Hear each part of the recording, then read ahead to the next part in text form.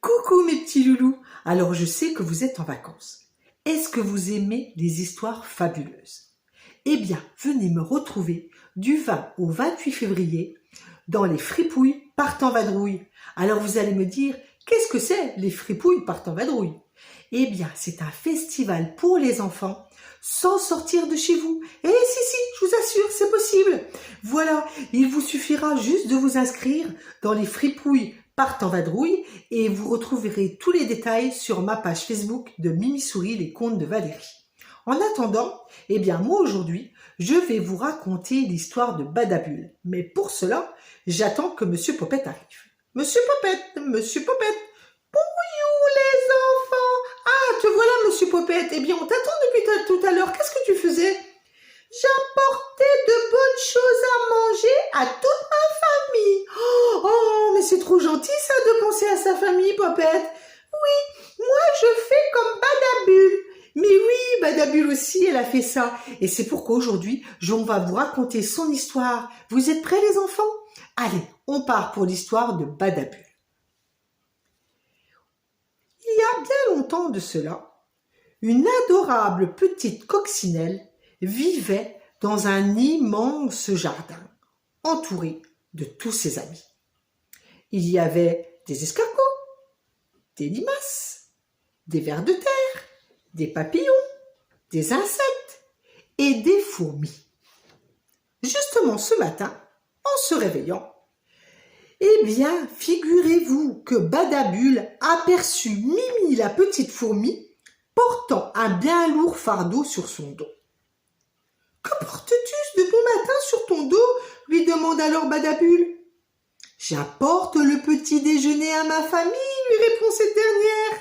« Mais c'est une très bonne idée, ça, Mimi, et je vais faire comme toi. » Aussitôt, notre petite coccinelle se mit en route pour apporter de bonnes choses à manger à toute sa famille.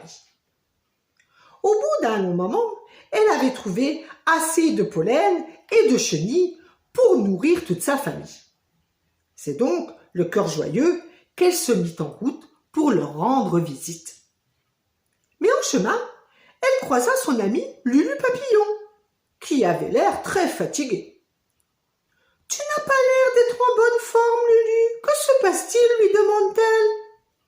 « Je suis malade depuis plusieurs jours et je n'ai plus assez de force pour butiner les fleurs. »« Eh bien, je peux t'aider.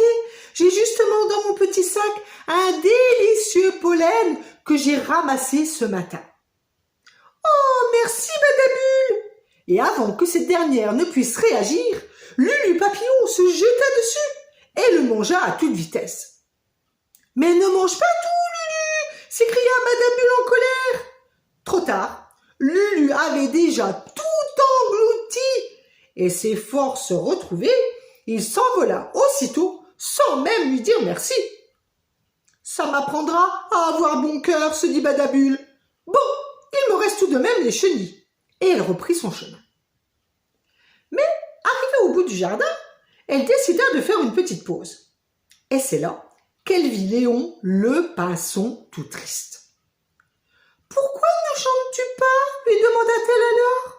« Je n'ai pas le cœur à chanter, Badabule, lui répondit ce dernier, car aujourd'hui c'est l'anniversaire de ma bien-aimée et je n'ai rien trouvé à lui apporter. »« Mais je peux t'aider, » lui dit Badabule. « Regarde, j'ai justement dans mon petit sac de bonnes choses. » Aussitôt, Léon se précipita sur son petit sac et le vida en un instant avant de s'envoler à toute vitesse. « Mais attends !»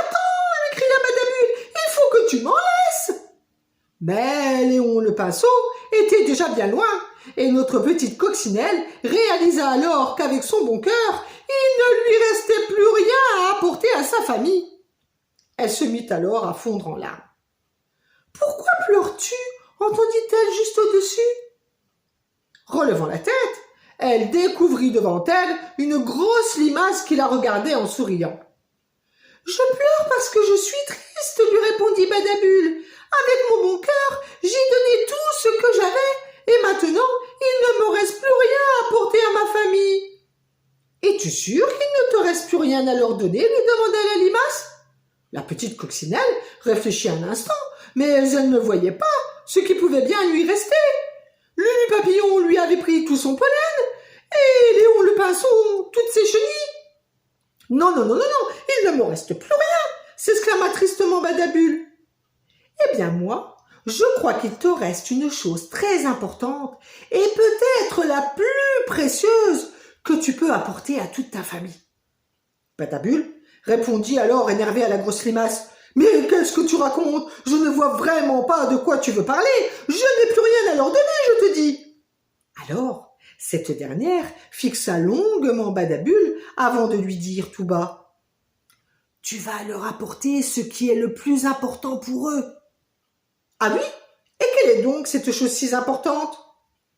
L'amour, voyons.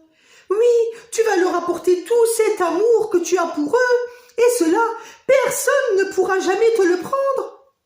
Badabule sauta alors au cou de la limace en s'écriant « Mais oui, tu as raison, je vais leur apporter tout mon amour, et ça au moins, je suis sûre que personne ne me le volera en route. » Et c'est ainsi, les enfants, que notre petite coccinelle arriva chez elle pour distribuer à toute sa famille cet immense amour qu'elle avait pour eux et qu'elle gardait bien au chaud dans son cœur. Et cela, elle le savait, jamais personne ne pourrait lui prendre. Voilà les enfants, oui c'est vrai l'amour qu'on a dans le cœur, eh bien on ne peut pas nous le voler. Et non, on ne peut pas nous le voler Popette, ça c'est vrai. Alors les enfants, nous en attendant, eh bien on vous dit au revoir, on vous donne rendez-vous la semaine prochaine dans Mimi Souris et n'oubliez pas, venez me retrouver dans les fripouilles partent en vadrouille et vous trouverez sur ma page Facebook de Mimi Souris tous les détails.